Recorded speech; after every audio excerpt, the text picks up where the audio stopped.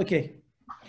Okay, good afternoon, everyone. We are starting. I think we have more than 150 participants and we are waiting the other registration, but welcome to our second webinar. We are organizing Istanbul PPP Center of Excellence and DEIK together this time. And I would like to thank you, our valuable speakers. Most of you know Thomas, Darren, and Ziad. Thank you very much. I know you are so busy, but you are with us.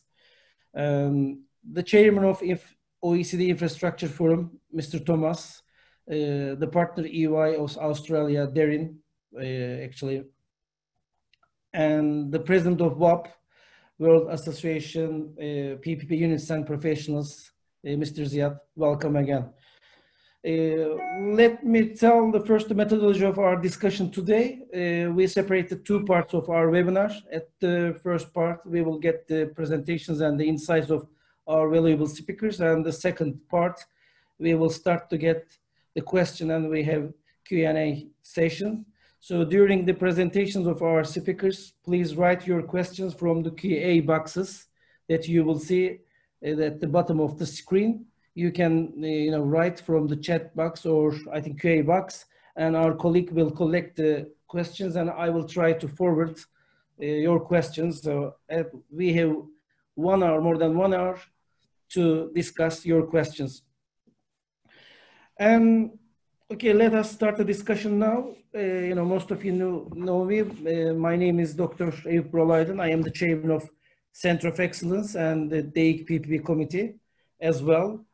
And my new duty came from the Ziad. Thank you, Ziad, for the chair of CIS chapter of WAP. And I think it is the hardest duty for me. Thank you. We're very proud to have you, Eyüp. Very proud to have you with us. Thank you, Ziad. So as many of you know very well, COVID-19 has a very strong impact on the infrastructure sector, as well as the PPP projects. And now there is on the ground, there is a very strict separation among the PPP experts and professionals. On one hand, actually, some PPP experts and professionals believe that this COVID era will have a negative impact on the PPP projects and the infrastructure sector. But on the other hand, actually others, one of me, including myself actually, strongly believe that post-COVID-19, I think infrastructure PPP will not be an option and maybe will be a mandatory tool for the governments in order to deliver public services. What we will see, what will happen actually. But in any case, it goes to the risk management. So who will manage better the risks? So what will happen among the stakeholders, which starts from the public authorities, private sectors, lenders and the people. So how we will shape this risk management and these metrics in post-COVID era. So my first question will start for all of you, and we will start with Thomas, then Darren and Ziad. You have 10 to 15 minutes or maybe 20 minutes, and I know Darren has a presentation, so we will get your presentations. And the question is, what we will see in the new world in terms of infrastructure sector, a more conflicted world, more digitalized world, or more green world? What will happen for the PPP projects? How we will manage the risks, and what will happen to infrastructure sectors? So the floor is, Thomas, is yours, and we are starting to listen to you. Thank you. Thank you very much, Eyüp, for this invitation to join Darren and Ziad and yourself, as well as your many participants across the globe. I'll focus in a certain sense on creating a central narrative, because even though we are all very shaken in many respects by the economic effects of the coronavirus, the current position seems to be that we have seen increases in uncertainty as to what the future is going to bring, rather than indeed any more predetermined position. To keep things as simple as one can, the general consensus, whether one deals with the IMF, the World Bank, the OECD, or national authorities, is that the impact on economic growth is going to be very substantial in the short to medium term, lessening over time. The OECD has, in effect, said growth will halve as a result of coronavirus. And as we have also seen, in one respect very positively, but with a certain downside, the impact on public finances has also been very, very significant. And I say positive because the public authorities have been prepared, both nationally and multilaterally, to respond to a degree that they did not know how to do had they not had the experience, or they would not have known how to do had they not had the experience of the financial recession 2008-2012. So great number of lessons have been learned from there. Great deal of public thinking has changed, I think, as to the role of public finance and the role of private finance. And all of this is, in addition, coming on top of what we already knew were the challenges and the difficulties of meeting everything on the infrastructure agenda related to the Sustainable Development Goals and related to the Paris Climate Agreement. So if we step back 6 months, we can already recognize that the agenda we had for infrastructure development globally, I will say it perhaps more bluntly than is normally said, I will say our agenda was in difficulty. It was quite clear. I cite the UN Secretary General who spoke in the UN last September. He really said, look, we are making progress on the SDGs, but in fact, we're only making about 1/3 of the progress we would have needed to make in order to meet the overall schedule. I think that is, I think, a perfectly fair comment. I think people had to look at that and see where we would go forward as a result. And I am not at all concerned by the fact that the ambitions were greater than the achievements. I think this is a natural relationship. But the degree of slippage on the SDGs was very considerable. And very few countries were indeed in the top 50% percentile of having achieved more than half of what they needed to achieve by that stage. I think the other point that is particularly pertinent as we talk about infrastructure provision and resourcing is that the expectations that the mantra of billions to trillions would actually deliver in the way that had been foreseen in 2015 after the Addis Ababa Action Agenda certainly has not been achieved. I think we have to face the reality that the concern of those who are trustees for the world's savings to ensure high quality of return and regulatory framework before they invest remains a fundamental barrier to moving excess savings from where they are to, for example, moving them to Africa, where the potential returns are every bit as good as they are in OECD countries, but where the perception of those who are responsible for managing financial resources is simply not the same. So let's try and pick some big points out of those different positions. We have a threat to growth. We have a threat to the future availability of financial resources. We now have, in addition to the challenges we had until recently, we have the addition of saying, well, how are we going to manage public finances in a way that continues to command the confidence of the credit markets and indeed the equity markets. And these, I think, are very considerable challenges and will pose many new both opportunities as well as many new threats. I think we also have to accept that irrespective of COVID, we already had, and we recognized we had, very considerable uncertainties in the system. I think if one looks at a recent report done by the Global Infrastructure Forum in Australia, they looked, for example, at the major megatrends for which industry and government recognized jointly that we were least prepared. And if I look at the emphasis that, for example, the private sector and contractors put, because these things were done on a sectoral basis, the contractors said the rise of natural disasters and resilient infrastructure was one of the biggest trends for which we were least prepared. Now, COVID falls into that category of natural disasters. Epidemics were not, or pandemics were not specifically addressed. The second major issue for which people perceived we were least prepared was the rise of climate change.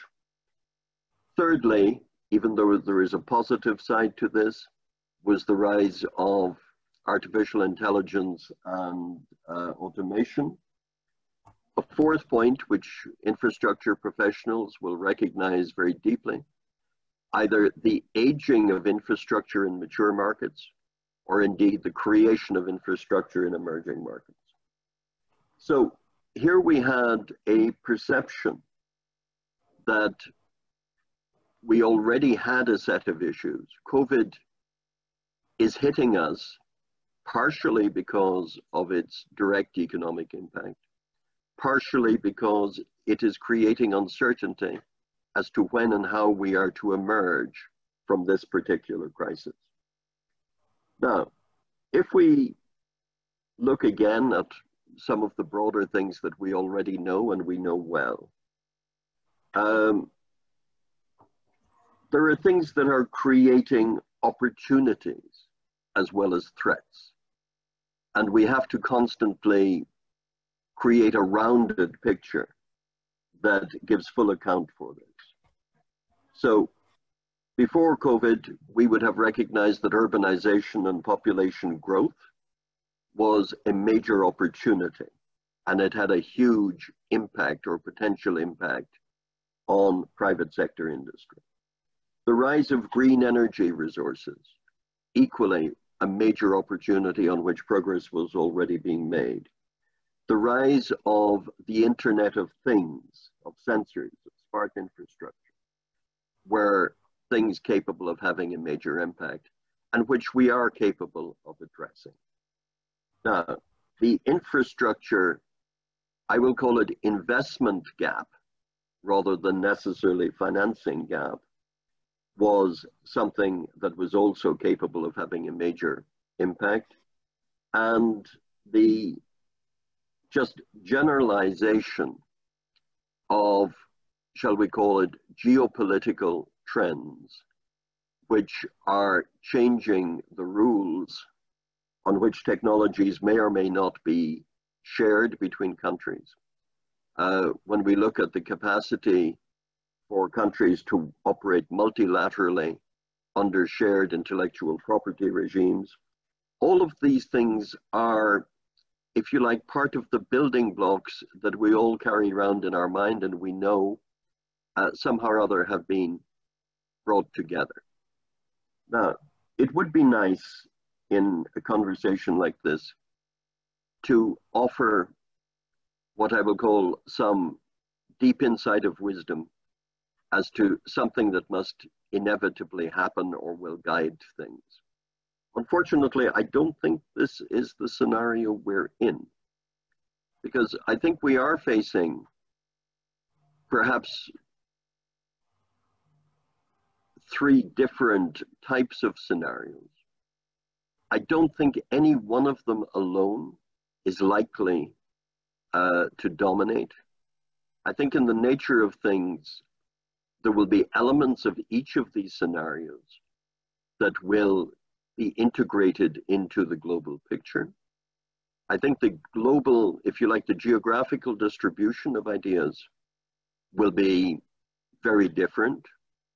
And if we look at some of those, let's look at what I will call the green economy, which is the notion of sustainable development, working very much in line with the type of inclusive principles that the SDGs had sought to promote. That is one complete scenario. And I think it is fairly evident that many countries believe fundamentally in these objectives and in the desirability of these type of developments. And what is equally positive is that many corporates and most recently many investors, through examples like green bonds or sustainability bonds or climate awareness bonds, these type of things, investors also believe. So that's one complete collection of ideas. Now, there is another scenario which is almost the negative of everything of that. It is a world in which multilateral collaboration is much less evident, where trading arrangements, technology sharing, openness of markets, where these are not annihilated, but they are just restricted in the way that we had become accustomed to. So it's a form of deglobalization in many respects. And again, I think we have to recognize that elements of that, whether it is securing the supply of, for example, key medical equipment, whether it is creating a form of health cordon sanitaire that would not have been part of international movement considerations in the past, that these things are going to come into play and they're going to have to be integrated. And we have, obviously, intermediate examples where the private sector, for example, plays a much more considerable role than in the past. My perception is, as I say, fundamentally, those core scenarios are going to be mixed according to areas. You know, if we look at something like the developments in Europe and in other OECD countries, we can see very much the green economy, sustainable philosophy being the dominant political trend for the time being. But nevertheless, with considerable changes to take account of practical things that people are concerned about. If we look at the potential for Africa under the African Free Trade Agreement that is coming into operation right now, we can see a scenario where regional collaboration on trade, on technology, on employment creation, all of these things will be much more significant than they were in the past, but perhaps not as significant as one might have expected them in a completely globalized world. So I think we are facing, some particularly new challenges in creating a narrative. But as in all of these things, certain core elements of the puzzle remain the same. And, you know, if I look back at the debates we have had in Africa, I look at the debates we have had in Asia, I look at the debates in Europe, as to how do you get infrastructure right? We haven't changed the alphabet as to how you get infrastructure right. So the concept that you must have a clear strategic framework, that you must have a capacity to deliver, that you must have value for money, that you must have performance, that you must have inclusiveness. All of these things remain the same, but within a slightly different strategic framework. I think likewise, when it comes to the detailed, if you like, evaluation of PPP principles, nobody is going to doubt, I think, the basic core sense of the PPP principles set out with common accord in 2012 by the OECD. I think that is not the question. The question is, did those core principles enable us to deliver what we had expected to deliver? And I'm going to shade my answer in saying probably not as much as we had expected. And then secondly, to say, are those same principles sufficient to enable us to face the new challenge in which everything is going to be seen in a post-COVID prism? So, in summary, I think we have made, at a public policy level, at a private sector level, we have made very considerable progress. I think the fact that we created a common framework through the Sustainable Development Goals in 2015 and onwards was an incredible step forward. We have to recognize, I think, right now, that the climb up the hill of achieving that has got somewhat tougher, and that we are going to have to find ways of facing those challenges, learning from the particular experiences we've had in recent years, but also learning to focus our solutions in the most appropriate way to the requirements of the region and the country. Now, there was a phrase that came to mind when reflecting on all of this. When we were in a more comfortable position of resources and had more time, we could afford, shall we say, to experiment with different policy solutions. And to some degree, that was a luxury. I think right now we're into a position where, both in terms of public finances, employment creation, need to deliver a higher level of public service result. I think the pressure on all parties, public authorities, perhaps to the forefront, but also the private sector, to get the decisions right is actually that much greater. So, you know, we welcome diversity in thinking, we welcome diversity, but in fact, we cannot, I think, be quite as relaxed as we have been in the past in terms of when it is we will achieve some of these results. Because for some countries, a much higher proportion than is comfortable, their public finances are not at a sustainable level. And unless we manage to address those questions, our problems will multiply rather than decrease. That's a rather somber way of looking at it. I have been in this particular profession of infrastructure and economic and social development for a long time. I'm fundamentally optimistic that we can make it through. I don't doubt that. I see great potential in many places, but I do recognize that the challenges now facing us are that much tougher than perhaps we had ever thought we wished to see.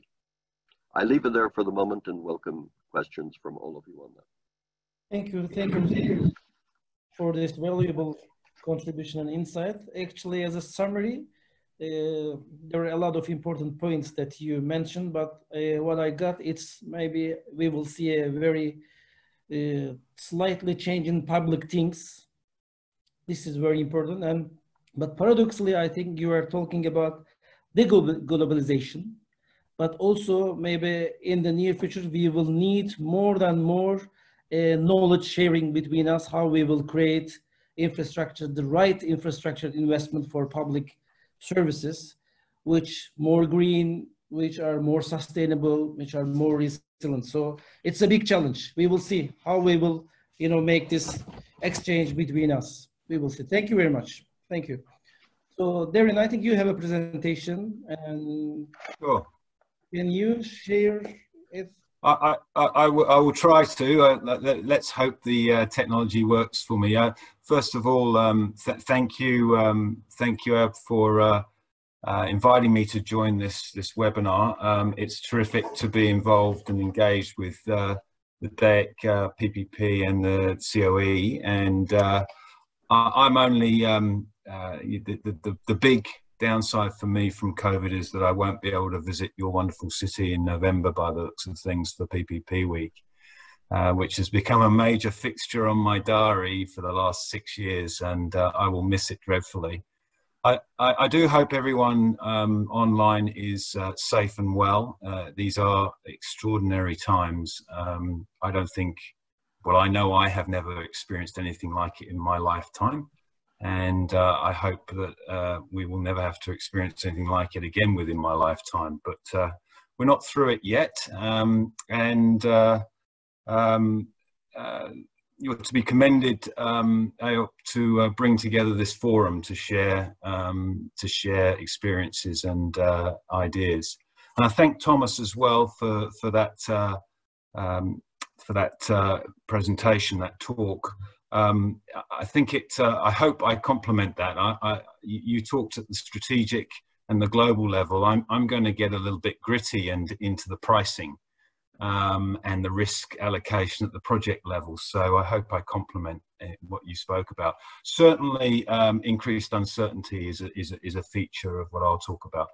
I do have a few slides, but they're really by way of bringing some graphics to some graphs to illustrate. Now, let me hope that this works. If I share screen, I hope that I will be able to share this with you. Hopefully you can see that. That's great. And I will put it on presentation mode. Is that visible? Yes, now it's good. Yes, thank you. Great. Well, technology worked. I thought for a moment there I'd have to call in my 17-year-old son to make it happen. Okay. So I'm going to talk a bit about COVID-19 and the impact on PPP and project finance. But actually, where I want to start is the last crisis that we experienced. I want to start at the 2008 global financial crisis. And I want to do some comparison with that crisis. The reason I want to do that is because both have had profound effects on project financing and PPPs, but in quite different ways. And one was, of course, the 2008 crisis was, of course, a structural crisis in financial markets caused by the collateralization of mortgages, principally in the US, and the on-selling of those through CDOs that produced a virus of sorts, a contagion that ravaged the financial markets. And in fact, many places still haven't recovered from that period. And yet this one isn't a structural crisis to the financial markets. This is a health crisis. And it just so happens that that health crisis has resulted in a response which is causing an economic crisis. And that economic crisis is having an impact on financial markets, on risk pricing, and that is finding its way into the project finance world and public-private partnerships. So these graphs are just illustrative of what happened in 2008. And there's no doubt that COVID-19 poses financing issues that will lead to an increase in the cost of project financing in the foreseeable future. That's that risk pricing. Thomas spoke about the uncertainty principle. There's no doubt it will, but the question is to what extent. Now, prior to GFC, these graphs, by the way, these ones are for Australia, but they could apply to most countries of the world, certainly the OECD countries, but they would apply to most countries as well. They may the magnitude of the movements in pricing may be different, but the general picture I think would be similar. And prior to the global financial crisis, debt margins were at historic lows for project finance in PPPs, at least in Australia, certainly in the UK and Canada as well. And risk pricing was sub 1%, sub 100 basis points, driven by strong competition for infrastructure deals, the availability of credit enhancing instruments, low cost of finance, multiple sources of debt product, either from banking markets or from capital markets. And then you saw 08 enter the picture around the middle of that graph, and a dramatic spike in financing costs, going from sub 100 basis points, 1%, and in some cases shooting up to 300 basis points, 3%, before gradually and very gradually coming down. And in Australia, at least, it wasn't until around 2012, 2013 that we got down to a more stable period of between 1.5% to 2% risk margin pricing on debt product within the PPP world. And what you also notice about this graph is there was a long period of time between 08 and 12-13 before that that restabilizing. But you'll also see on here that mainly debt also became the predominant product. Capital markets in Australia closed and remain closed. Indeed, they were pretty much closed right up to this current crisis. Only a few deals were using bonds, whereas elsewhere that opened up. And I think if you go to countries like particularly within the North America and Europe, where capital markets opened up, competition, this graph would have come down further, and debt pricing would have been between 100 and 150 basis points. So that's the picture of the crisis that took place in 08, which we hadn't yet come out of. So in Australia, debt pricing at 1.5%, pre-GFC, debt pricing at sub 100 basis points. We also saw gearing, which is on the other side of this graph. We also saw gearing substantially impacted. The graph shows the pre-GFC and after GFC, where there was a shift in greater proportions of equity put into projects. And this is quite simply the pricing of risk and uncertainty, which Thomas spoke about, only in the context of a deep structural problem within financial markets. Remember that. So then we come to where we are now. So if I move to this next graph, this shows, essentially this shows the same picture to the left with respects to US Treasury bills. And it also has the volatility index in grey. So the US Treasury bills are in yellow on your screen. The volatility index, which is measuring risk volatility, is in grey. And there's also the BBB rated corporate bond spreads shown on here in blue. As you can see, they all track.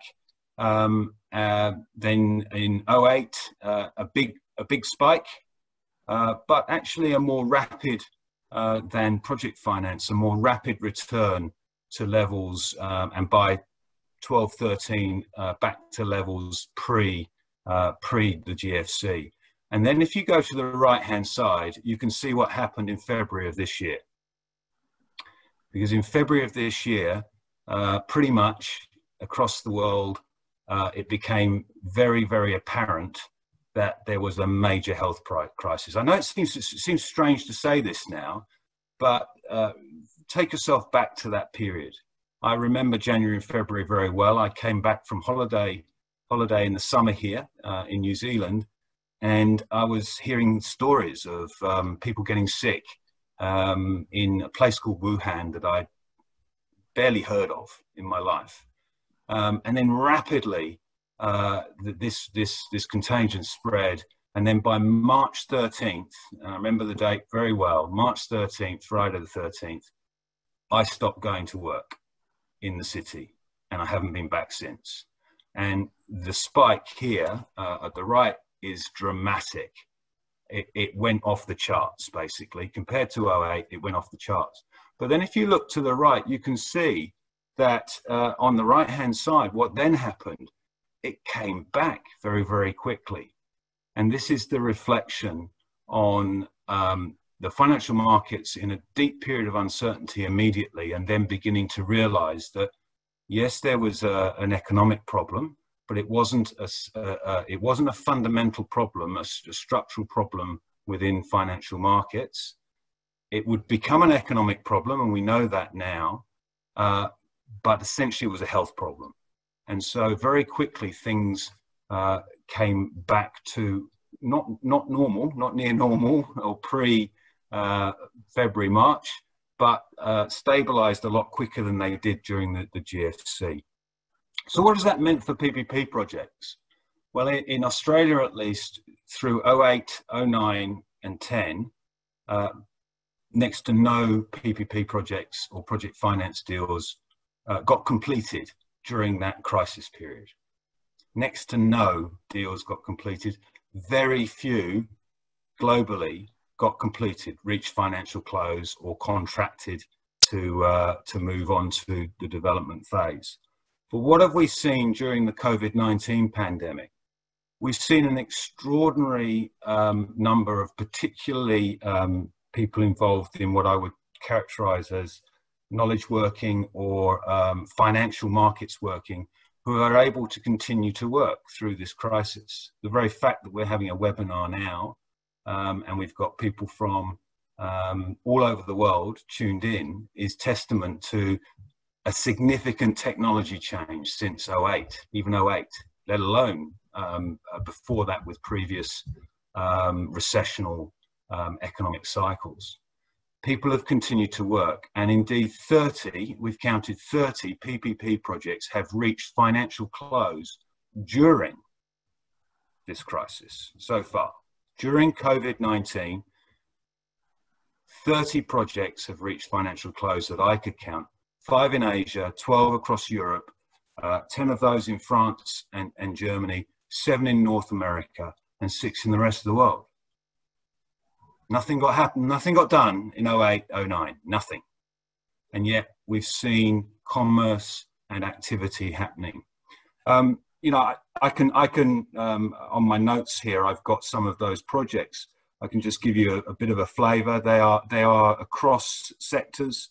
I can't pronounce all of these, but a commuter rail project in China at about $2 billion US for a rail through Henan Kunyi city being built under a BOT. It closed on the 4th of May, 2020, closed on the 4th of May. A PPP in North Germany, an A3, that's a road, a $1 billion project, 79 kilometers of 6-lane expansion to the Bavarian highway between, I can't pronounce the cities, my German is not very good, but that closed on the 7th of April. And the list goes on. I can even go to the UK, where Gatwick Airport closed a facility for nearly $300 million. In Canada, a highway PPP closed for a couple of $100 million US on the 7th of May. And the list goes on. So this is not the same kind of crisis as 08. This is very, very different. So what are the learnings from 08 and what are the differences that we're seeing now in the market? 08 the GFC saw liquidity completely dry up around the world. Extreme volatility with risk pricing shooting to 300 basis points. That's 3 times the risk pricing on debt product to pre-GFC. Followed by an extended period of stability, but never a return to the pre-08 rates. Mini-perm debt structures became the norm. That's short tenor, and refinancing became a risk which we hadn't talked about in PPP projects in the early 2000s and in the 90s. So suddenly we had a new risk we had to deal with. There was consequential impact on refinance risk and also terms and conditions relating to market disruption. Significant market disruption clauses were introduced into deals to deal with financial contagion. Interestingly, we're seeing the same thing to do with pandemic and the definition of a health pandemic, which wasn't contained within all of PPP projects' force majeure clauses. Margins increased during the crisis. As I said, they did not return ever to pre-GFC levels, at least within the decade before we hit another crisis right now. Capital markets took some time to come back, but they came back strongly in North America, strongly in Europe, less strongly in small markets like Australia. No availability PPP financings took place during that GFC period. None at all, compared to 30 odd projects during this COVID-19 period. There were a number of greenfield PPP transactions during the GFC, but they tended to close afterwards, and it took some time to move those to close. Whereas close was taking maybe a year for a PPP project, suddenly it took 2 years, 3 years even. So what have we got now? Well, we've got liquidity, and we've got quite a lot of liquidity. 30 projects suggest that the financial markets are well and truly open and are trading. They might be pricing risk a little bit higher, but they are trading. Not as much disruption to PPPs and project finance markets. A significant feature of this crisis is infrastructure stimulus, fiscal stimulus and infrastructure stimulus. And that is ramping up rapidly and should bolster the marketplace in infrastructure going forward. We do need to be cautious about that, and investment needs to be targeted, and contractors are becoming risk averse. They're using the crisis to move back on risk positions that they would otherwise have moved forward on. And in many ways, that this reflects the same things that Thomas was talking about. There needs to be a shift in our thinking. And I do agree with both the Global Infrastructure Hub's recent report that they've brought out on infrastructure, but also the measures, and in particular, the comments that Thomas made about needing to take the big issues to plan better.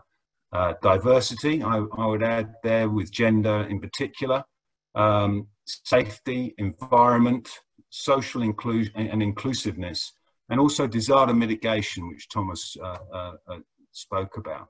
We need to build that into the design of the future projects. But just returning to stimulus briefly, there's a lot on this slide. It's not meant for people to read. This is just 7 or 8 stimulus packages already announced around the world, with massive amounts of public money coming into what's termed fiscal stimulus. But a lot of this money is being channeled now towards built form and infrastructure development. Indeed, in my own country, just today, announcements about stimulus directed at building works at the housing level. And governments here in Australia, and the next slide is Australia, oh, I don't have the next slide, so it's on an earlier version. Governments in Australia are talking about which sectors to direct infrastructure stimulus towards. And of course, whilst big transport projects and very large road projects are tempting, they're actually plant and equipment heavy, whereas building projects are labor heavy and are much more effective for stimulus. So point infrastructure in social amenity around healthcare, schools, justice, or housing will be much more effective at directing stimulus money into the pockets of workers and into the economy to affect stimulus. So I'm just going to finish up with a few comments from people in the infrastructure market here on this slide, and I think it goes to there's David Baxter from World Bank. Of course, David is a good friend of many people on the phone, and a good friend of AOP and mine. DLA Piper, and there's also the International Monetary Fund there. Making comments about short-term impacts of COVID on issues in the market, but also the long-term impacts around government stimulus. And the sums of stimulus that are being talked about are truly staggering. And you know, the early stages of seeing have been to protect jobs and get cash into workers' pockets, as I've said.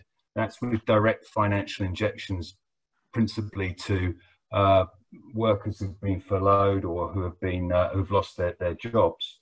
But the next stages will be a double-edged sword, as the title of this webinar correctly states, because there's going to be lots of money coming into the market, but it's about encouraging the right kind of economic activity.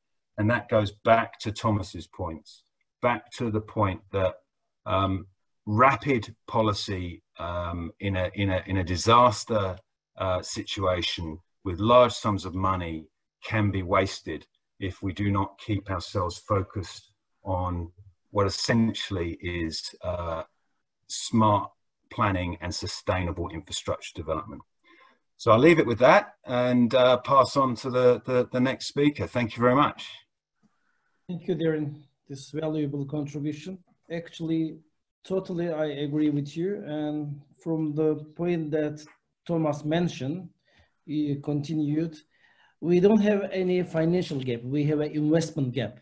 So yes, there is a very big challenge in front of us, but I think all the governments and the shareholders who are working very closely with the governments and the infrastructure sector will find the way these challenges, I think. So, and maybe additional points to you. Next week on Thursday, the first PPP project, the tender will be launched in Turkey. It's around $200 million. It's a Denizli-Aydın highway. So the life goes on. Yes, you're right. So, and the 15th of June also, you know, the PPP hospitals stories in Turkey, you know, very well. Actually, we mentioned that the PPP hospital, more than 10,000 beds has been completed in Turkish PPP stories. So 15th of June, 3 new PPP hospitals will be launched. So it's around 5,000 beds. So everything is going, and we will find a way to avoid these challenges. You're right. And okay, so the last one is Ziad, the president of WAP. And thank you, Ziad, for participating and for accepting my invitation. So the floor is yours. Thank you, Dr. Ayub. Thank you very much. And I am privileged to be with you with such an audience and also with such distinguished panelists. And I enjoyed everything they had to say. Interesting how every one of us, without coordinating before, has come to this subject from a completely different perspective. So I'm going to take more an approach that's related to the production of PPP projects, if you like. Now there are scenarios that Thomas talked about, and GI Hub report mentioned in slightly different ways, and I totally agree that it's going to be a mix of those, and we're not going to see just one scenario. It is very unlikely. I grew up in Lebanon, and I am in Beirut today, and I can tell you that from our experience here, going through wars and going through major disasters, and you know, life goes on. Do not despair. This is not the end. The pandemic will be over, and we're all going to go back to our offices, and we're all going to go back to work and doing PPP projects. So the thing is, yes, there are some major global events that are taking place, the relationships between the US and China deteriorating, and what that is going to have, what impact that is going to have on anything from supply chains to availability of financing for projects for the Belt and Road Initiative or the US's initiatives with MCC and OPEC and others. Yes, you know, this is, of course, this going to happen. But I think on a global level, there is I would say the main thing that I'm worried about, to start with what I'm worried about, is availability of funding for emerging markets. And yes, it is true that there is liquidity. It is true that, you know, we're seeing governments react by quantitative easing and other methods around the world. But really, the problem is that this money is geared towards their national markets. And it is not geared towards assistance, funding, or, you know, it is not going to the multilateral organizations in a big way. There's additional funding now by the World Bank, et cetera, to deal with COVID, but how long this will last? I think that we are going to eventually go through a period where interest rates will have to rise somewhat, maybe not a lot, but they will have to rise somewhat to restrain some of the inflation that might follow the additional liquidity pumped into the markets. Any rise in interest rates will affect emerging markets negatively. But I don't think this is going to stop PPP. I think we're going to find a lot of PPP projects that are going to be done. Now, but I think this COVID-19 situation has been extremely interesting because it should act as a wake-up call to all of us. All of us should now take a step back and say, how was I dealing with PPP programs and with PPP projects, and what should I do differently? And I think most of us started dealing with PPP projects as, you know, it's like we got ourselves within a box. And PPP is about sharing of risks. And this is how you do it. You do 1, 2, 3, you know, and then you have a PPP project. And you come up with guidelines and you come up with best practices and you do it. Yeah, it's true. And how do you deal with risks within that box and that framework? Well, risks are allocated. The whole thing about PPP is allocation of risks. And these risks are going to be borne by whoever bears them best. So these risks will go to the private sector. These risks remain with the public sector. And here are a few risks, force majeure among them, that are going to be perhaps shared. I think we need to get out of the box and rethink this. It's all risks have to be shared. All risks have to be shared. There's no risk for the private sector, risk for the public sector, and shared risks. Now, does that mean that all of the risks have to be shared equally? Of course not. There's going to be risks that we used to think should be 100% public sector that should now be 90% public sector and 10% private, and vice versa. The point of, we need to go back to the point of partnership. And yes, we used to define, and many textbooks still would define the partnership in PPP as a partnership in risks. Yes, it is a partnership in risks, but we have to see it more as a true partnership. If it is not a partnership, then we're getting nowhere. So I mean, there's the concept of affectio societatis, which is Latin for, you know, the reason or people coming together to form a company. And why do you form a company? It's because you have a will to work together towards a certain objective. And if there is a will here from the government to provide services through infrastructure to the public, and a will from the private sector to actually provide these services, well, there's a confluence of objectives, and we need to go back to that.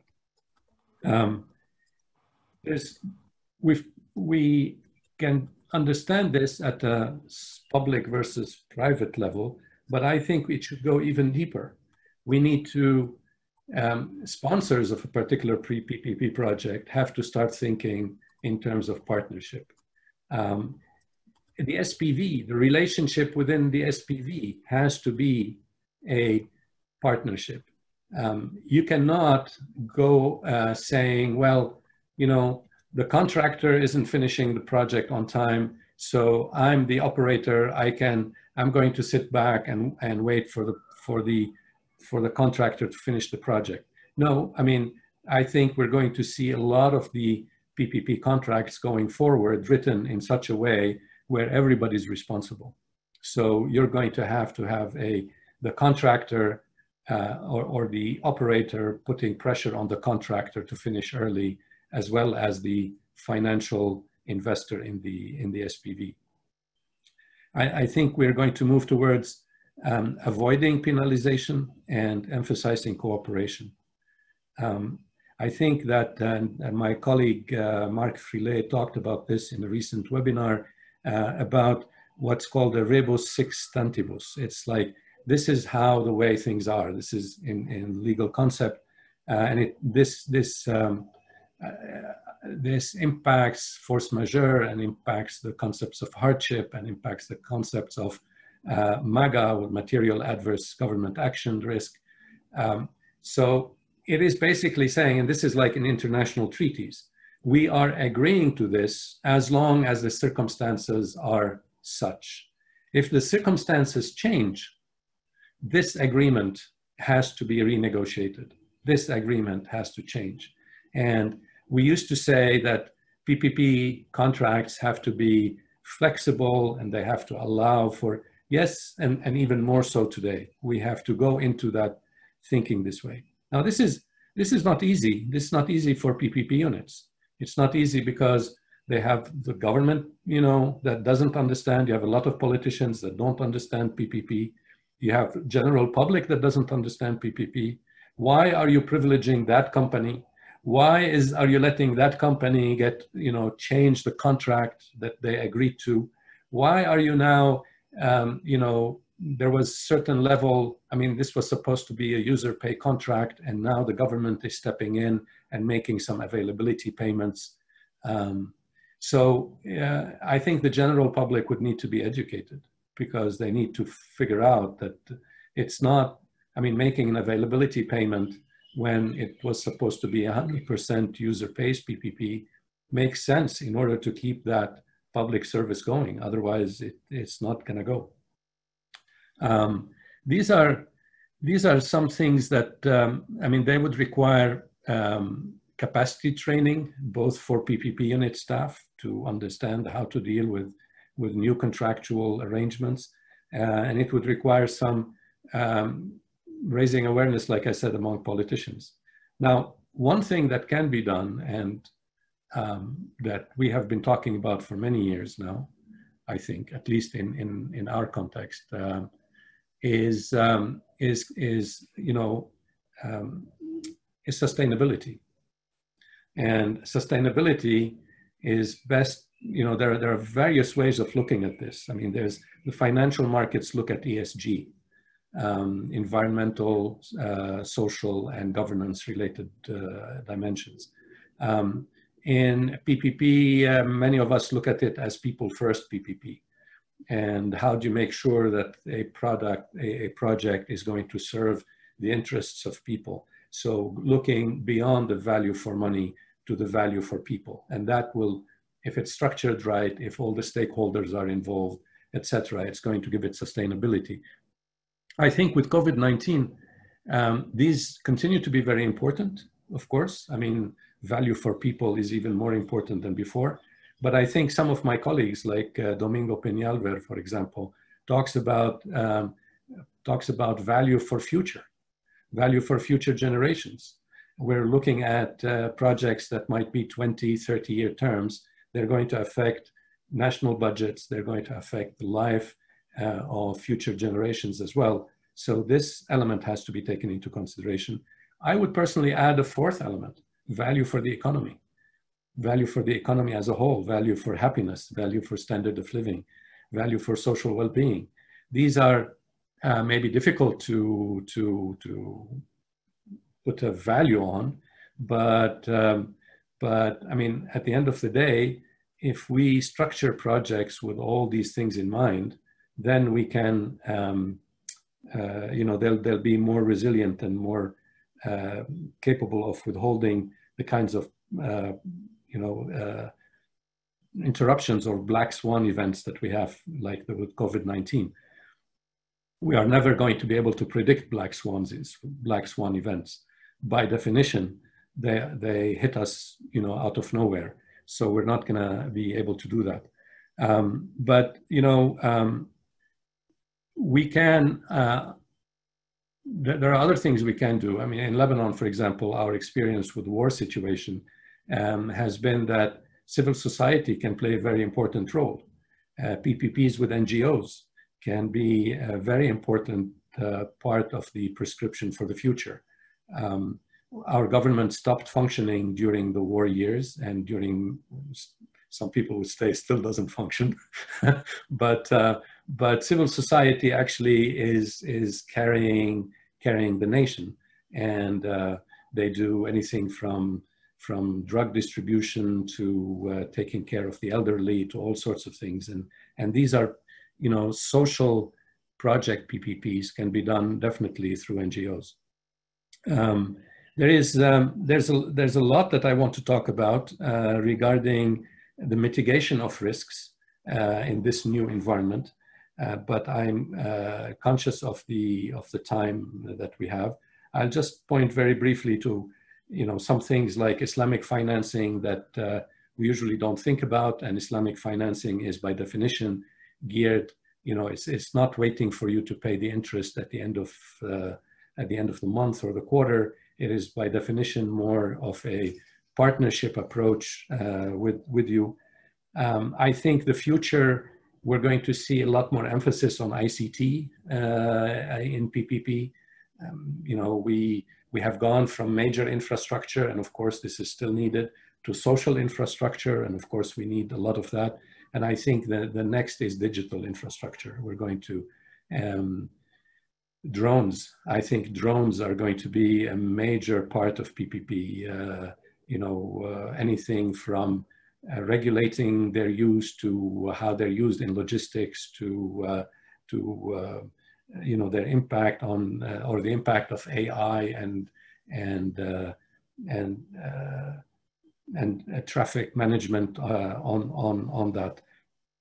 I will finish by saying, and I'll be happy to take questions about other things about the risks, but I will finish by saying that the most important thing to my mind in the coming decade or so, since I see that there might not be enough financing for emerging markets, is I would love to see multilateral development organizations and banks spend more time funding development of local capital markets than funding the construction of dams on rivers or things like that. I say this because there is money in emerging markets. It's just not channeled well like the money in developed countries. In emerging markets, we don't have major stock exchanges, we don't have major bond markets, but yet there is local money. And if local capital markets are developed, we will see funding in local currency that will avoid the foreign exchange risk, which is, you know, major problem all the time for all PPP projects. It will avoid a lot of the interest rate risk that we experience. And and you know, I think that this is going to be something that I would love to see them work on, using their capital instead of to fund loans, using their capital to fund guarantees for projects, and also guarantees for bond issues. If we, you know, bond issues, especially in local currency, if they guarantee bond issues in local currency in many emerging markets, they would be helping those markets develop tremendously. Thank you very much for listening to me. Okay. So thank you very much for your valuable contribution as well. I think we should work harder. It seems like that. Yes. So maybe we will focus on, yes, the types and the new models, maybe the solutions against the challenges. But also what I got from your contribution, I think the nature of some public services will change in near future. Maybe we will talk more about some soft public services, not hard construction, highway toll, but also maybe we will use technology, innovative solutions, and some AI solutions for public services in near future. We will see. Thank you very much. So we have a lot of questions from the participant. I'll try to make a filtration. So I will start from the more general one to more specific one, if you want. And the first question is a positive distinction to David, our friend. So I will start with the David's question. So he mentioned, I believe we need sector-specific policies and regional specific policies. Every PPP is different. So what are your suggestions? So maybe we will keep the same rank. We will start with Thomas, if you mind. So what are you thinking about sector-specific PPPs in the future and the regional PPPs? Thomas, can you unmute? Okay. Thank you, Ayab. That was very helpful. And thank you both to Darren and to Ziad, I think, for some very welcome, I think, adding of depth to this discussion of PPP development.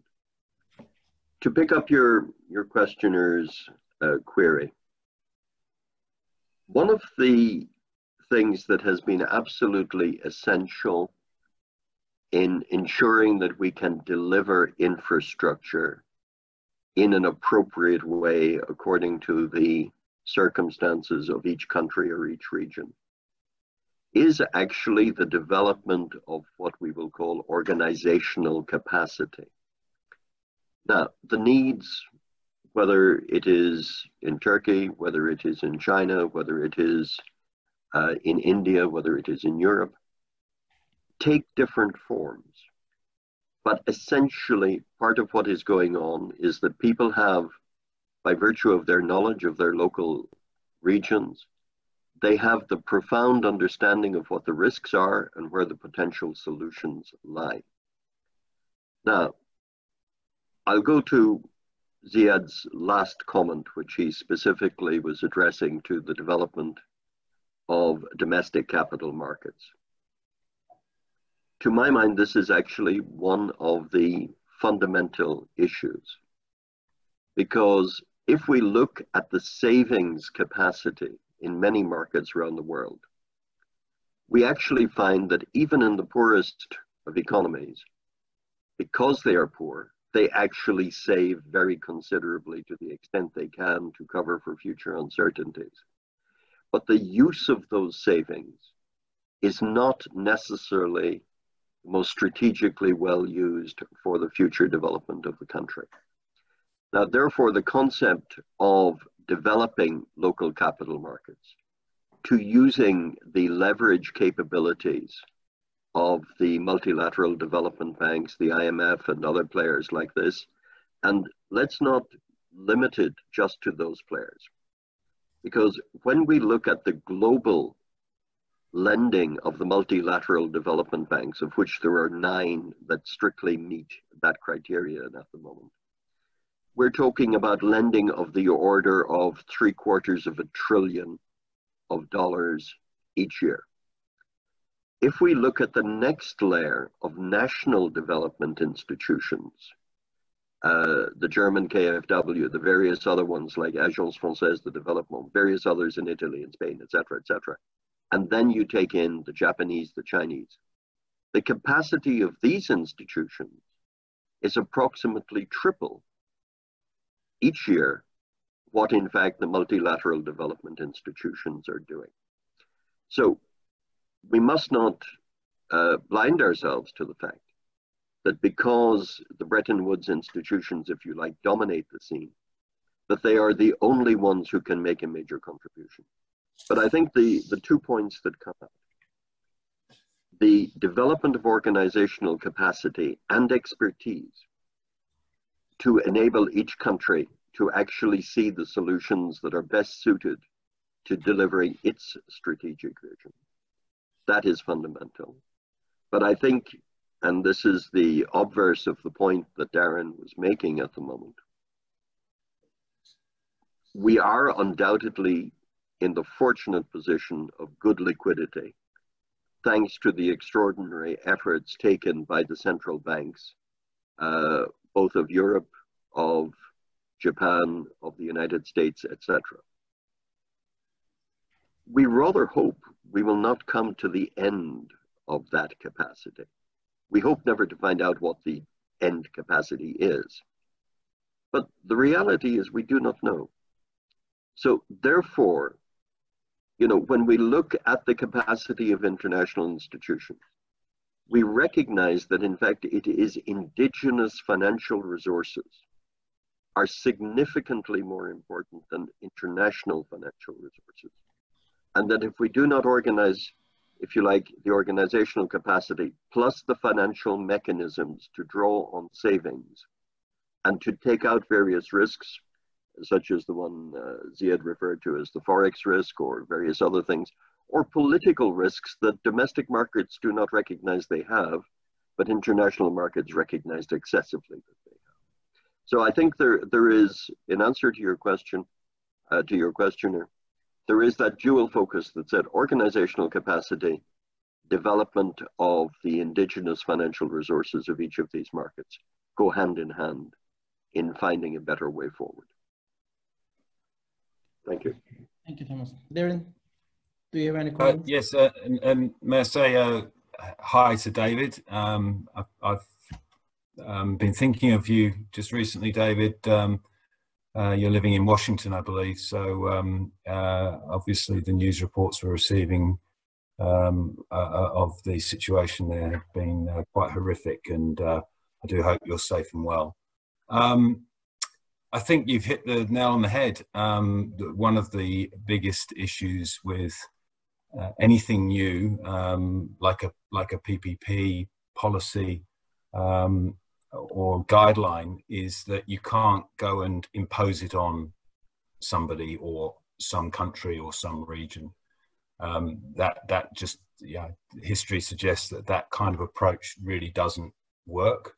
And I'm having, you know, worked extensively in Australia and the UK, but having been through my region in Southeast Asia and experienced some of the, particularly the ASEAN countries who are trying to develop infrastructure and use alternative procurement models, it's very apparent that the local knowledge, the expertise that is in country is critical to delivering projects, and it's critical that support that they get in those countries is for their own policy development.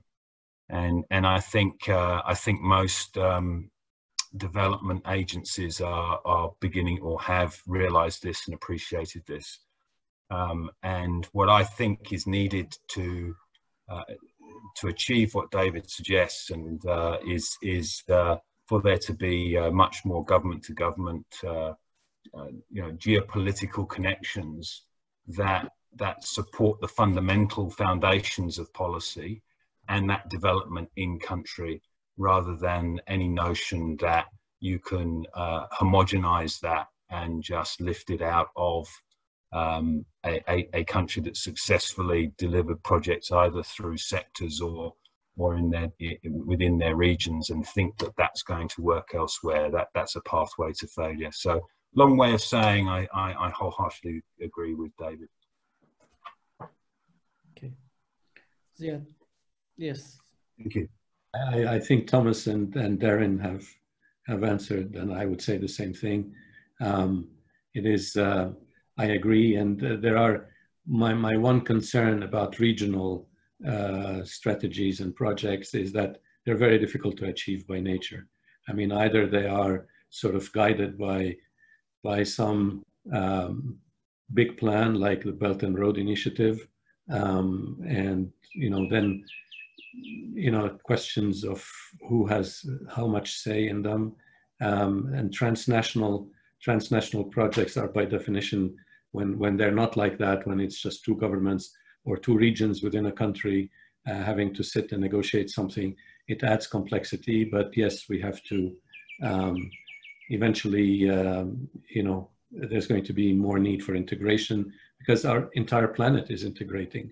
I mean, we might be having today a reaction against globalization because of loss of jobs, because of, the world became culturally very small too quickly. All of a sudden, you're sitting in Italy and you have somebody from China on the screen in front of you or on your social media, and vice versa. And so we all are facing some cultural shock. But I think eventually, I mean, all of this is going to work itself out.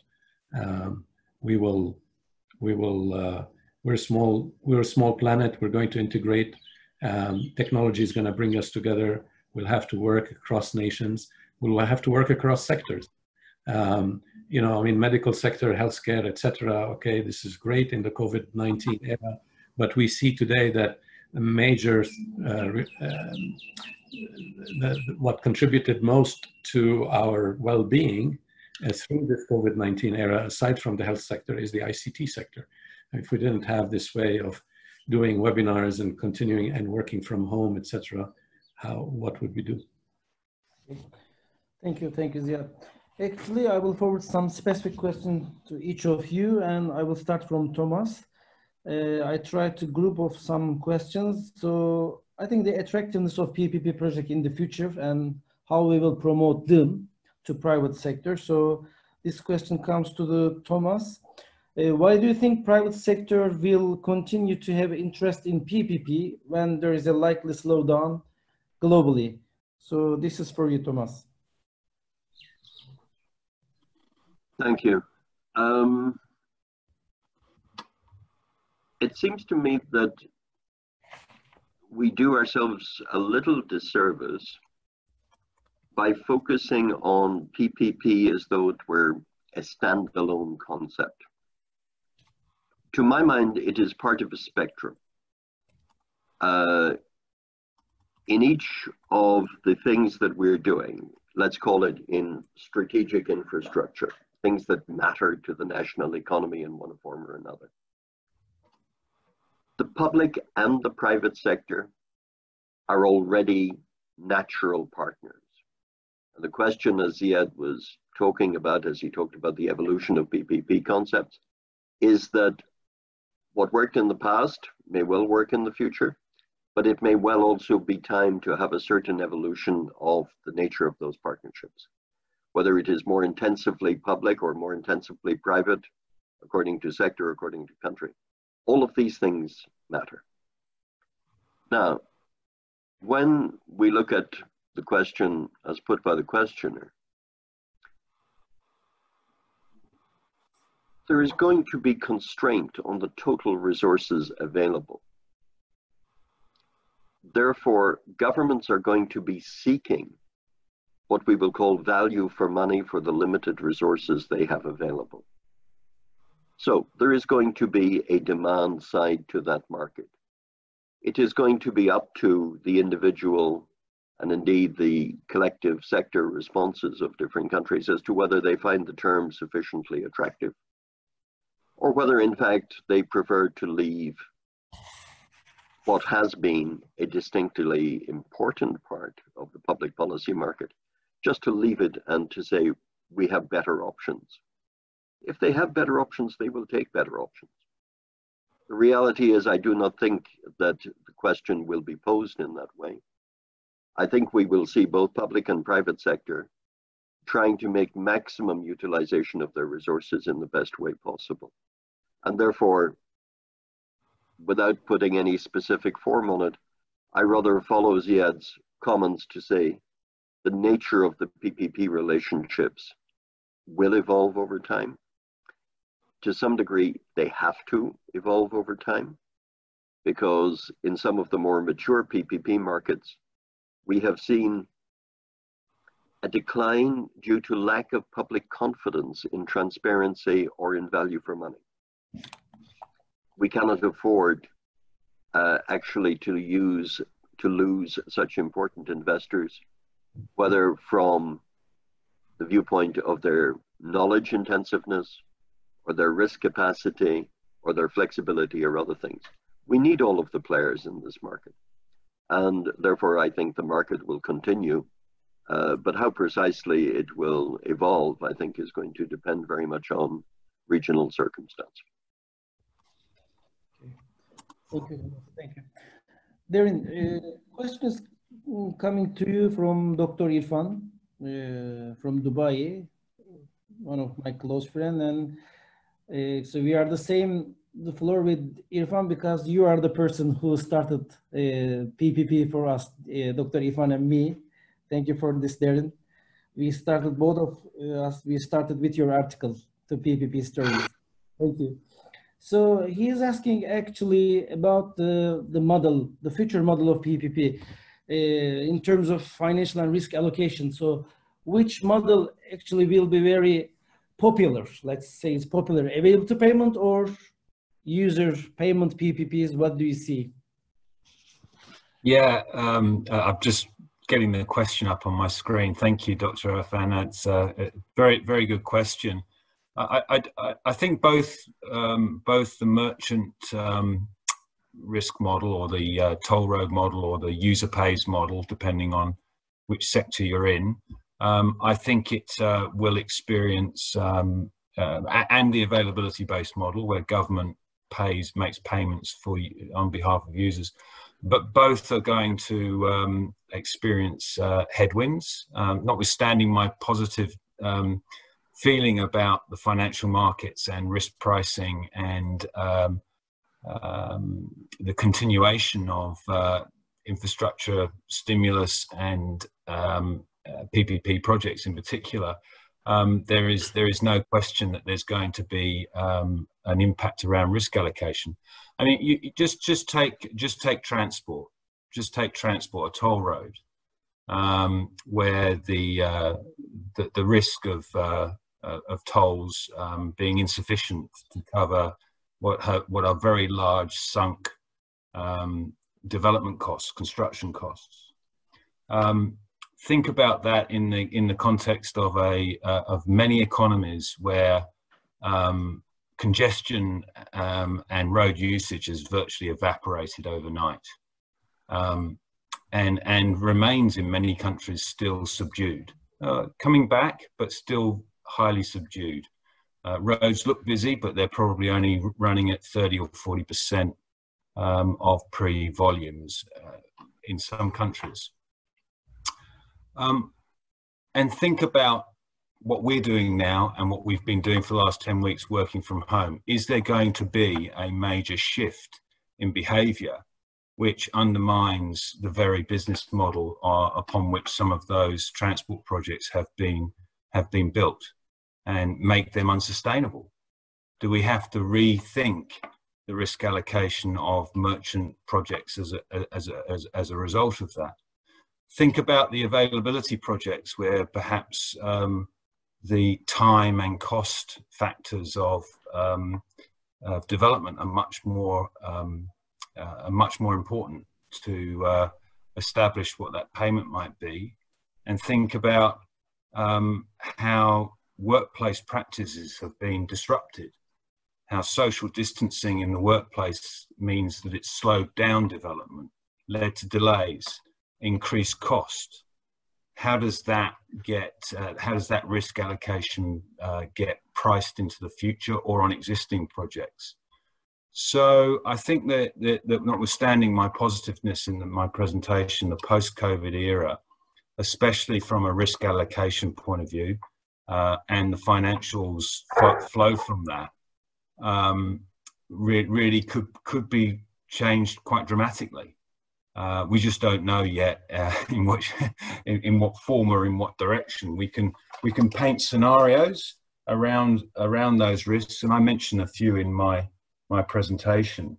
But there's no doubt that revenues are going to be under pressure, and there's no doubt that the construction delay and cost and supply chain are going to be different, and therefore risk allocation is going to be challenged and will need to be redesigned going forward and into the future, and potentially on existing projects that are either being developed at the moment or are in development. And Darren, a quick question to you. I think it's from Kazakhstan. Do you expect any legislative change in Australia response to? I've been trying, the ones that have been directly to me, I have been trying to tap out a quick answer to. And I was just responding to that one, actually. It's a good question, and that's from Almas. So thank you, Almas. I'll speak to it as AOP has invited me to. The short answer to that is that I've been expecting changes to the PPP model in Australia, irrespective of COVID-19. For anybody who's been following the Australian market, the significant move into very, very large mega projects, particularly in the transport sector, that has seen sizes of project move from very large projects 10 years ago would have been 5 billion. Very large projects now are 15, 20 billion and rising.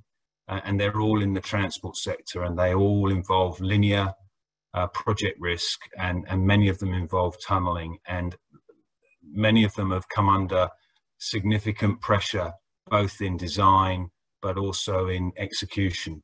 So I've been expecting, not necessarily legislative changes, but I've been expecting policy changes around risk allocation for some time now. Will COVID-19 impact that? I don't think any of us know yet, but some of the things that I've raised around how it might lead to lasting impacts in the way in which our economies operate and in the way in which projects get invested in and realized is bound to lead to necessary changes in the future. What they are, I don't know yet. Okay. Actually, I have a question to Ziad. Let's be a devil advocate, Ziad. Sorry for the question. But I think you are the only person who has nominated as a World Bank president. So I think this question should come to you directly. And after all, I will ask to Thomas as well, because now he's chairing multilateral institutions. So the new role of the MDBs, actually, and the multilateral institutions, what we will see from a part this question. And you mentioned, I think the audience needs a clarification about local currency and hard currency. I think you mentioned that. So I think we need a clarification how these developing emerging countries will handle this local currency investment. You know, maybe this is the exactly emphasis of our topic. This is a double-edged sword, local currencies and the guarantees about the hard currencies, which also we are now facing in Turkey. So please, can you clarify these local currencies and the hard currencies investment, the emerging market needs? Okay, well, when I was talking to the executive directors in Washington, when I was running for the presidency of the World Bank,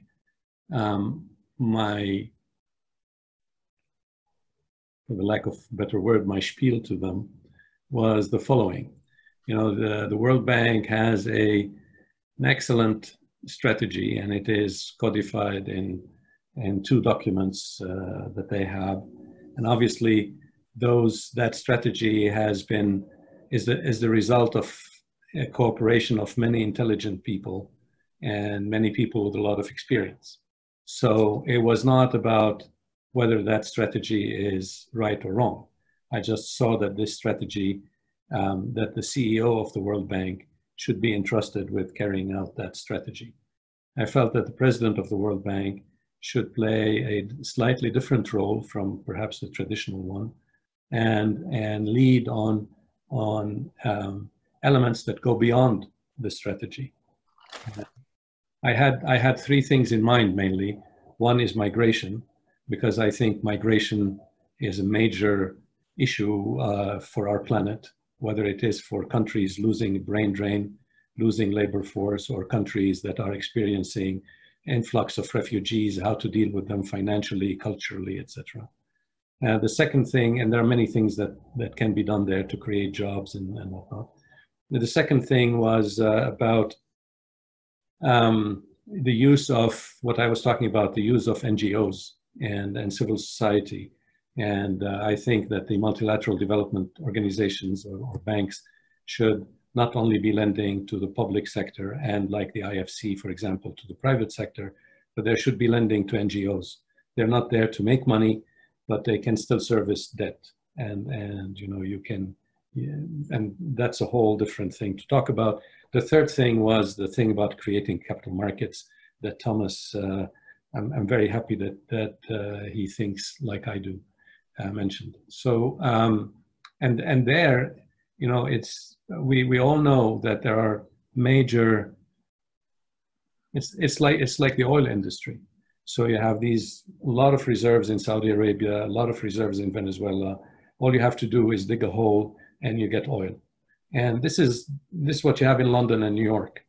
But like shale oil is fragmented in rocks here and there. You need to frack it to be able to get access to it. And this is how money is in emerging markets. It's just fragmented. And you need to frack it and you need to collect it. And once you have it, you know, you might think, well, yeah, but I mean, it's going to differ from country to country, of course. And some countries have small wealth that can be used in that way. That's true, but they usually also tend to be small countries and small populations. So, and you know, when they're talking about infrastructure, it's perhaps not as costly as infrastructure in India or Egypt or somewhere else.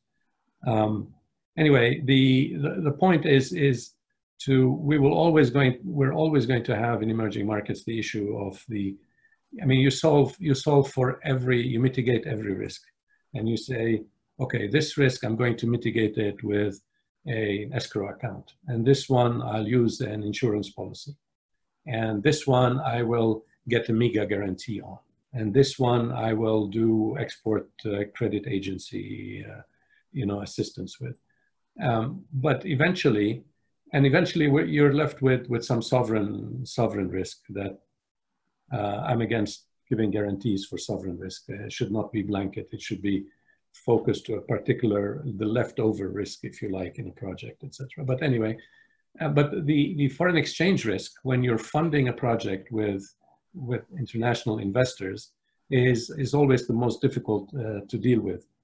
You can look at mitigants like using you know, total revenue for a project, or total revenue over the life of a project, instead of looking at revenue for any particular small period. Or you can use elements like lengthening the concession period, like you can even bid contracts on that basis, like they did for the highways in Chile recently. But the thing is that there's the best thing you can do, and you cannot do it today, obviously, but we should work towards, is getting those local capital markets funded and operational. Sorry for the length.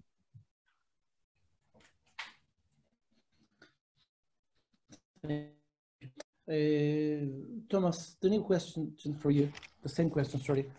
The roles of the MDBs and multilateral institutions, because you are chairing OECD infrastructure forum. So what do you think, what do you expect the new roles, especially for developing countries? I think most of our audience participating from those countries. And I have another question, maybe first of all, I will forward to you. It's come from Patricia, our friend from Peru.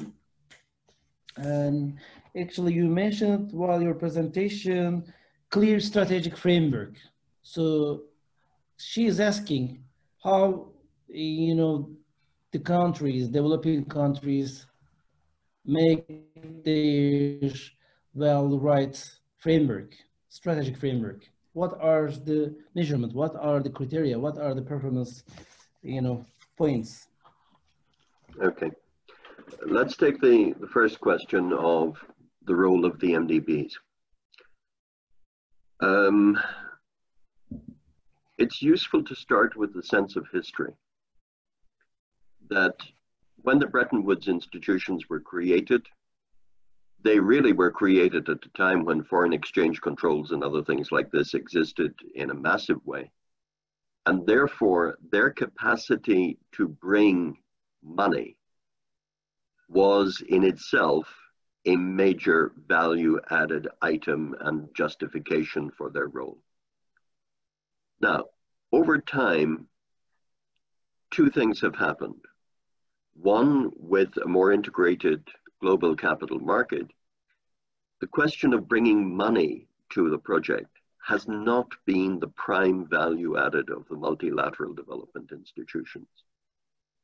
But let's be frank, a bank that doesn't provide money is not going to be widely appreciated.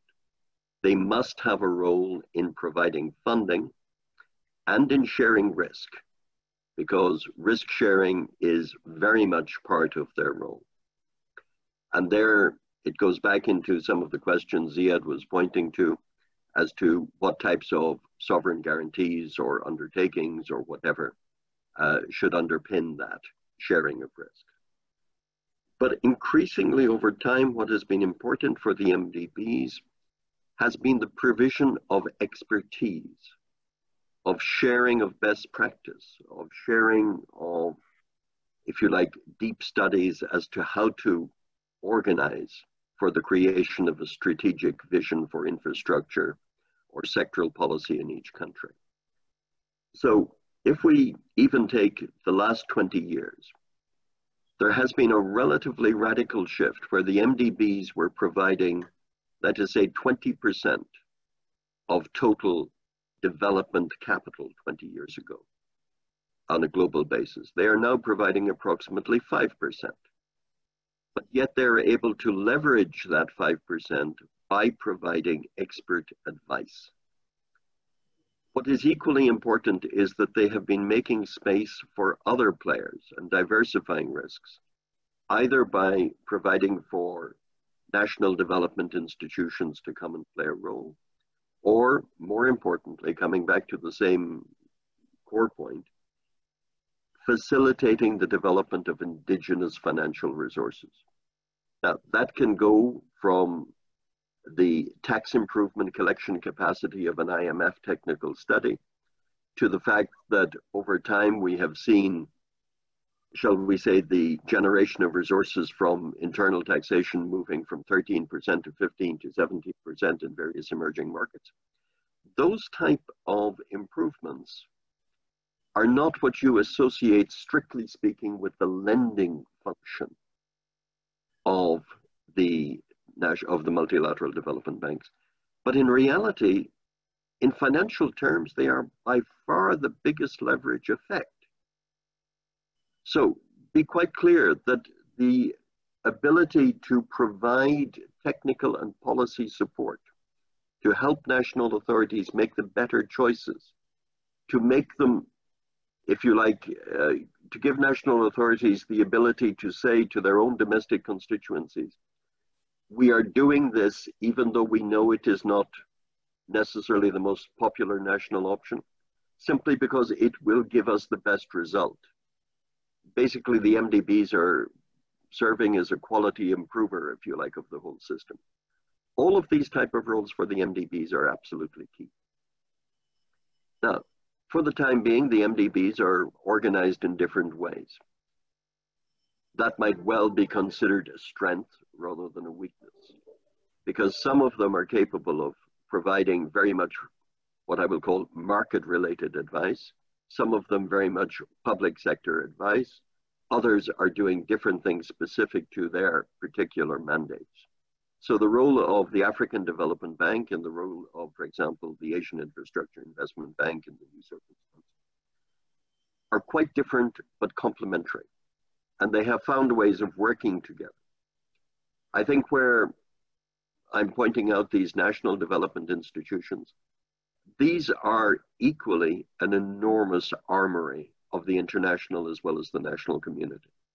So bringing them further into that discussion, I think, is hugely important. And I think, Ziad, you also referred in passing to, for example, the role of insurance as a form of risk mitigation. I think one of the big initiatives of the World Bank in the last 4 or 5 years was to focus public attention on the potential role that insurance companies could play, on the question as to what is it that major corporate investors or major portfolio investors require. And we cannot get over the fact that most emerging countries, and indeed most infrastructure projects that we start to finance with, are going to be sub-investment grade when we start. We have to, however, take some comfort and get leverage from the fact. If we look at the credit statistics of the Moody's or the Standard & Poor's or whatever like that over the last 30 or 40 years, we see that the risk-related returns and the failure rates are not materially different in emerging markets than they are in OECD markets. And picking up Darren's point and putting focus on it, even in the mature markets, we have distinct price premia for risk. But if we look at the price premia for risk in the emerging markets, we're looking at factors of 4 or 5 or 6 times higher, despite the credit statistics that show that the rates of return to investors and to lenders are not materially different. So we're touching a glass ceiling here that we have to find ways of breaking through. And I think the role of the development banks, by focusing on expertise, by developing organizational capacity, by developing financial institutions, by bringing in new tools such as insurance, by giving a policy framework such as the SDGs, we are changing the nature of the question that has to be answered. So let me go on to the question from your second questioner as to how you develop a strategic vision. Again, very fortunately, people are starting from a very established base. There is already very considerable expertise, both domestically as well as internationally, and the collaboration is there. Now, what the development of the SDGs did in 2015 was to simplify and clarify the overall purpose of the development agenda and actually give people a certain focus and strategic direction. I think it's a very simple answer to a very general question, but insofar as countries need to develop a strategic vision, it is by working both domestically as well as internationally to actually draw on lessons to be learned. Now, I think there is a statistic that perhaps is relevant to this. When the World Bank looked at the totality of its client base, all countries in the world effectively,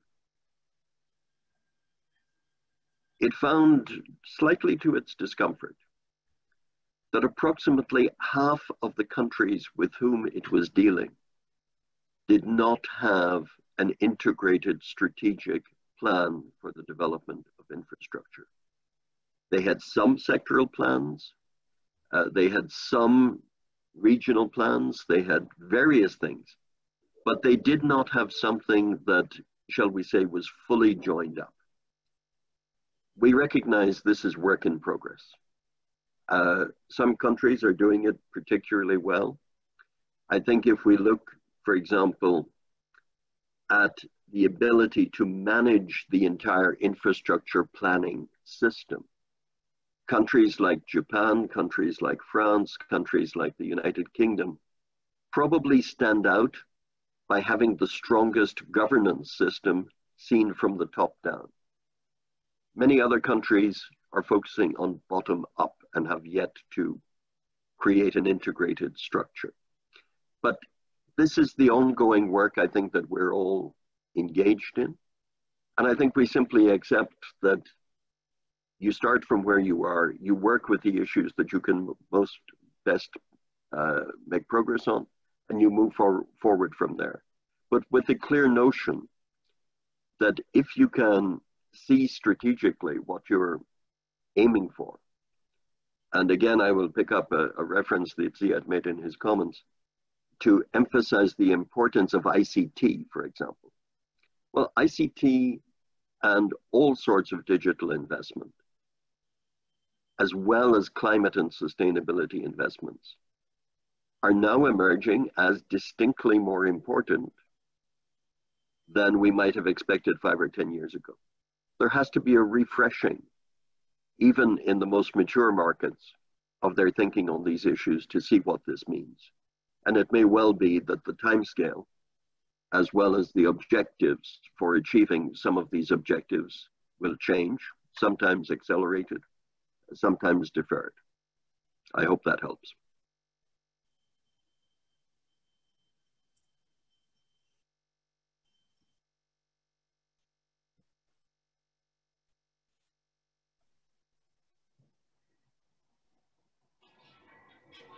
Very excellent. Thank you. Thank you.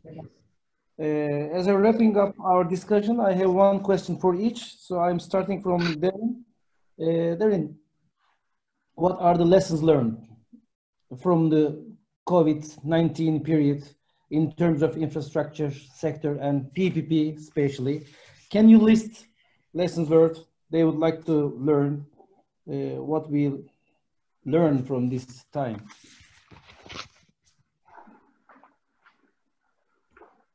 It's a difficult one. Can you unmute? Darren. No, you should unmute. Okay. It's getting late. Sorry about that. I made the same mistake as you. Yes. Look, I think we're still learning. I think it's too early to say. I mean, that was kind of a flavor from what I was talking about at the beginning.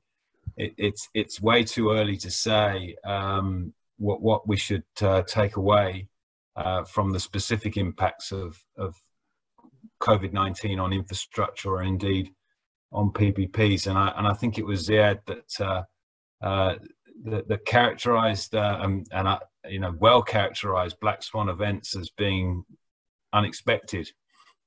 So it doesn't matter how much we prepare for the next COVID-19 crisis, it will be a different crisis. And I think the comparison that I was drawing with 2008, we're still learning lessons from the GFC that might be things we can draw on through this crisis, but only if we put them in context.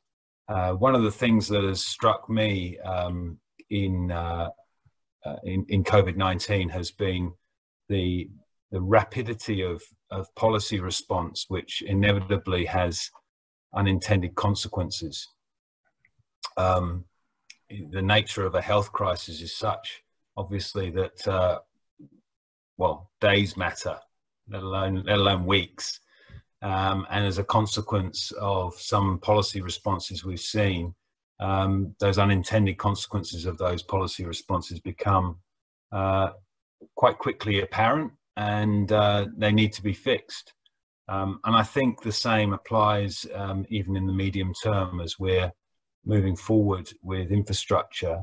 I think a lot of the fundamentals have been put in place.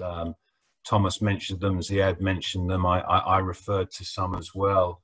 And I think it does come back to resilience and sustainability, and that unrelenting focus on the big issues that need to be planned for through infrastructure. And I go back to those big issues around ensuring that infrastructure is integrated, as Thomas spoke of, and that it deals with disaster mitigation to the extent it can, identify those disasters that we, the infrastructure may be subject to.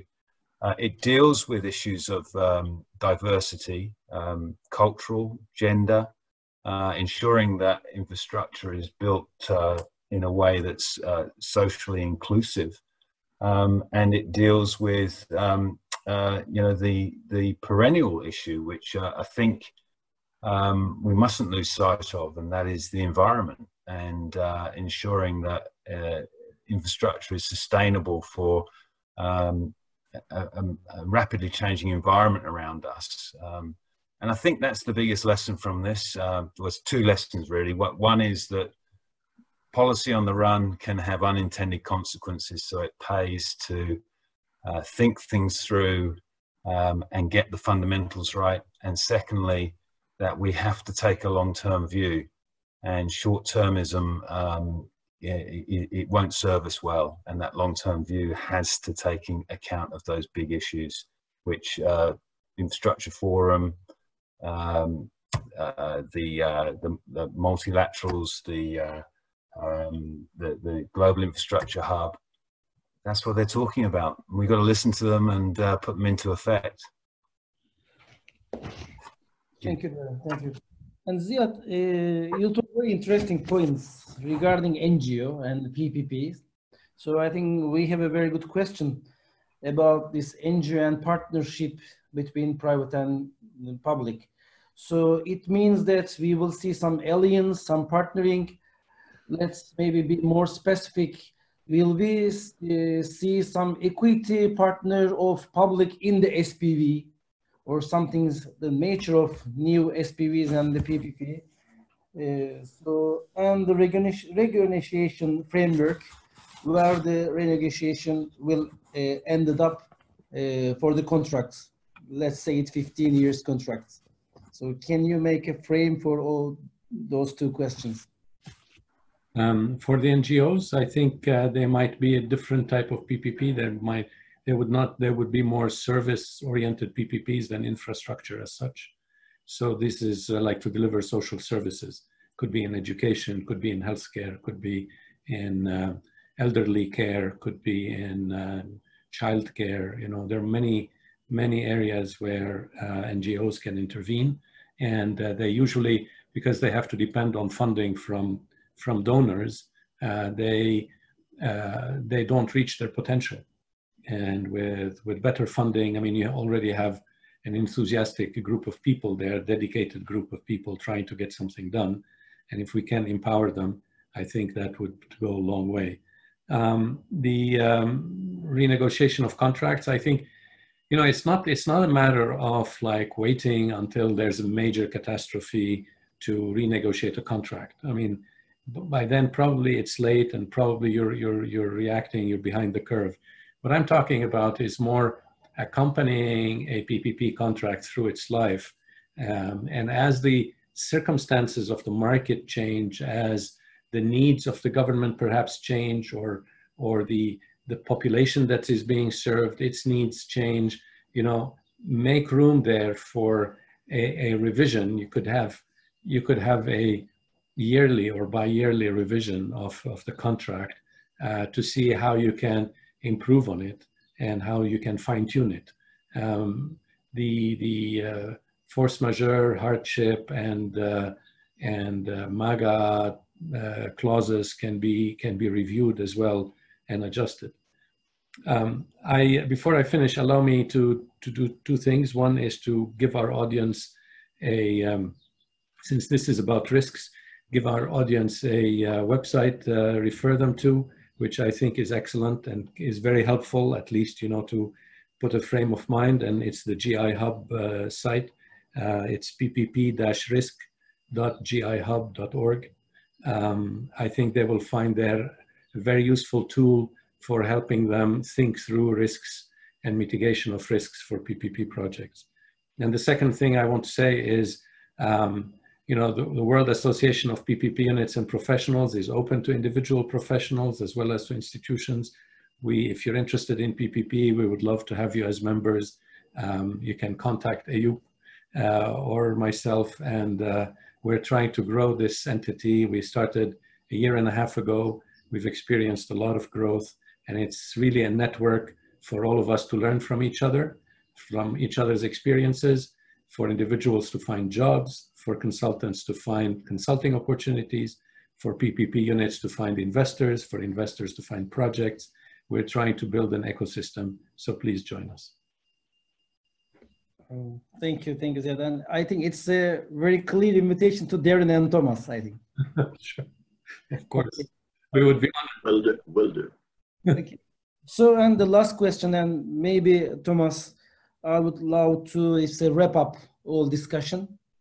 We have 3 minutes, something like that. So, you know, in the future also, the market needs more social infrastructure, I mean, the soft infrastructure, which projects cannot available for generating own its money.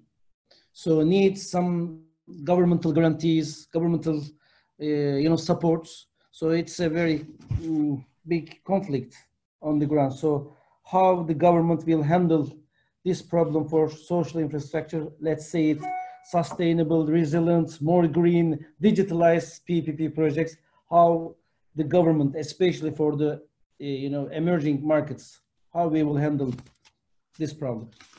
Okay. Thank you. I think there's an important point that was made by Darren earlier that's important to build on. And it was something that the Global Infrastructure Hub also brought out, which was the increasing tendency towards mega projects. That can blind us to some very important developments on social infrastructure projects. Because if we look at the total expenditure on social and economic infrastructure, 80% by value, approximately, is going to projects of a unit value of less than $25 million. The mega side is there. It's big. It requires a different approach. But the social side is actually something which is much more lending itself to local involvement and control, whether it is by contractors, whether it is by municipal councils, whether it is by regional authorities or private enterprises. So there is that very big distinction. Now let me combine that with the question of the lessons we have learned to some degree. I don't know about you, but I have a sense of almost positive surprise as to what we have seen so far. Notably, in the flexibility with which public authorities responded and the speed with which they responded. And I will complete, if you like, a phrase that Darren was using, the tolerance that the public have shown to the fact that public authorities made some obvious errors, but it was understood because it was understood as being necessary to get things done in the circumstances. And that is opening up a new form of, if you like, policy initiative, where demand management, where emphasis on communication, where different approaches than those that prevailed in the past has, I think, for the moment, got a very established credibility. You know, if we think of investment in healthcare systems, in any countries, whether emerging or mature, it doesn't matter, this was seen to be the most inflexible process imaginable. And yet what we have seen, whether it is in China, whether it is in New York, whether it is in London or elsewhere, we have seen the capacity of both government and the medical establishment to turn around and create field hospitals, to change your organizational structures, to win public support and trade union support and NGOs for a whole series of different approaches. Now, the important thing there is that it is saying to us, having long-term finance for long-term assets is not the only answer to the issues that are coming forward. We actually need a much more flexible approach.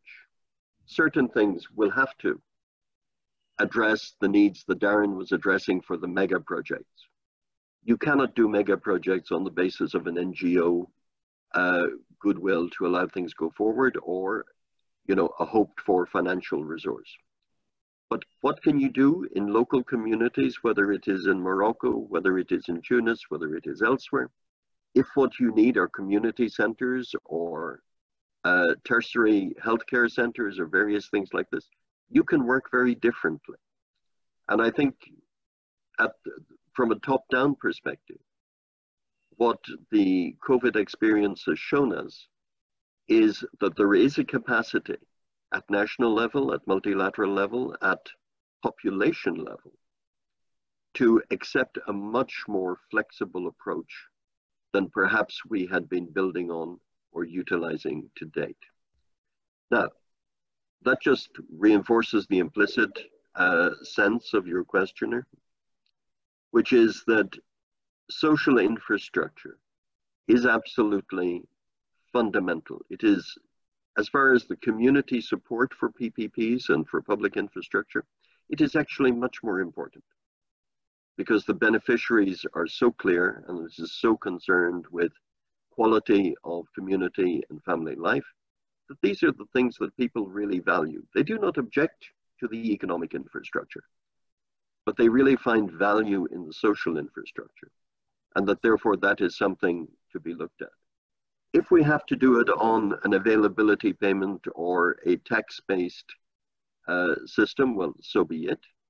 But again, we have changed one of the fundamental considerations of public finance in the last 6 months, in that we are looking at a much greater capacity of countries to actually carry public debt than we would have thought of in prior times.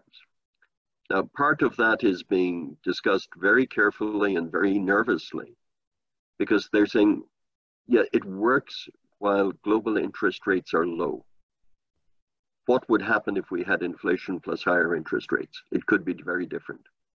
But for the time being, there is a sense of openness there of things to be looked at again, and said, you know, it comes back to this notion of a strategic national plan. Where are our genuine priorities? I'll take, if I may, an example from Germany. Germany has been seen as having done relatively well. I don't want to put any particular qualifier on it, but they handled the COVID outbreak well because they had a capacity to deal with the vast majority of COVID cases at a local level in tertiary care or in doctor's surgeries. Very little of it went into the central primary care system. Now, other countries are now going to reflect on that and say, well, we had built a system that was totally centralized where everything went into primary care. Well, perhaps in the nature of things, that was not the right answer for the COVID characteristics. So flexibility like that, I think it all comes down to a question of saying, have we built a system that is fit for purpose? And sometimes we had built very fine systems, very expensive systems, but not fit for purpose. We need to get the strategic planning, the smart thinking, we need to get that done further. And we need to bring this into, you know, questions that are going to be very key to future education of future generations, of digital education, of utilization of ICT, of various other things that actually help us get over a whole series of things that otherwise we might have done in a very classical way. I hope that helps. Excellent, Thomas, thank you. And Darren, Ziad, would you say something for the wrapping up and for closing words? I'm happy to go first, Ziad, and I'll be brief. I thank you so much to DAEC and the PPP committee and the Centre of Excellence there, and to you for inviting me to join this webinar. I've enjoyed it thoroughly, and I've got an enormous amount out of the fellow panelists of Ziad and Thomas. It's been a real eye-opener for me, and I hope it has been for the people who've joined the webinar and listened to it. Thank you for your questions, and look forward to when travel restrictions open up and I can come and be there in person in the future. Thank you. Definitely. And Darren, thank you very much. I know it's, I think, probably 11 o'clock there in Melbourne. So it's very late. Thank you. It's 10 past 11, yeah. Thank you. And I will be very quick. I second what Darren had said. I'm honored to have been on this panel with Thomas and Darren. I thank everybody that listened to us. I thank you, Dr. Ayub, and your team for having made this possible. Thank you very much. Thank you. Thank you, Thomas. Yeah, and Darren. Thank you indeed. Available support. Thank you. See you next Bye-bye. time. Bye-bye. Okay.